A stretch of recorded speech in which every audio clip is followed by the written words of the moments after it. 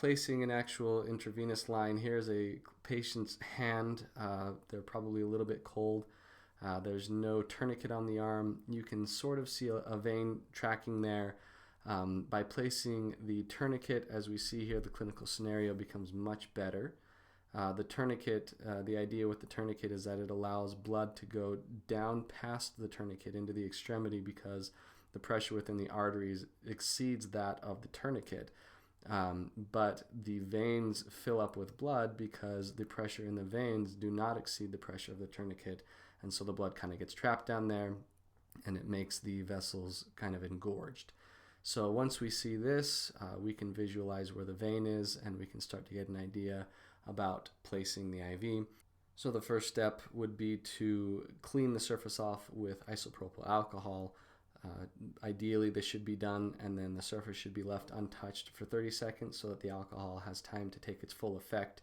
You can see by the placement of my thumb here that I have stretched the skin taut, and also that my thumb is below where the knuckles are so as not to interfere with my right hand, which is going to be placing the IV, and so it provides a very clean open surface to place an IV without having to fumble around with skin that's moving around or with my own thumb that might be in the way. So once I've gotten to this point, the needle is inserted at a slight angle to go underneath the facial planes of the epidermis.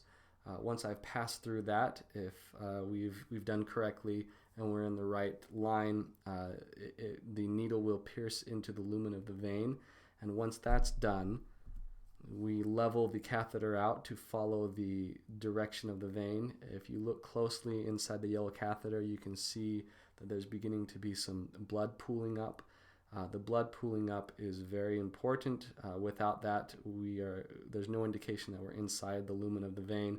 When you do see that, you have to make sure that there is a continual filling of the chamber, because it's possible to go through a vein and get what's called a flash, but then not to be continually filling up, and then as we try to advance the catheter, there's nowhere for it to go as it's stuck someplace besides the lumen of the vein.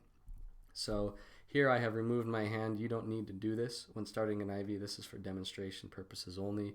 You can see that the catheter, it's holding itself in place, and the chamber of the catheter is getting more and more filled with the flash. This is a further demonstration of that. Also, if we go back to this last slide, you can see here that the catheter has not been inserted beyond the tip of the needle at this point, but the next step would be to go ahead and do that. You see that there's a space between the catheter and the chamber as the needle itself. Very important. The needle has not been advanced, just the catheter. Once that's in place, we can tape the catheter, and then you'll see here by placing 2 digits of pressure, envisioning where the tip of the catheter would be so as to enable occlusion of the vein but not the catheter where the blood would be flowing from. So occluding the vein, removing the chamber with the needle, and then connecting up whatever IV access line that we have there. Some of them are friction locked, some of them are Luer locked, but the idea is once that's in place, as you can see here, it's holding itself in place, and then that can be further taped, and then the needle recapped, and demonstration of the tape being placed here.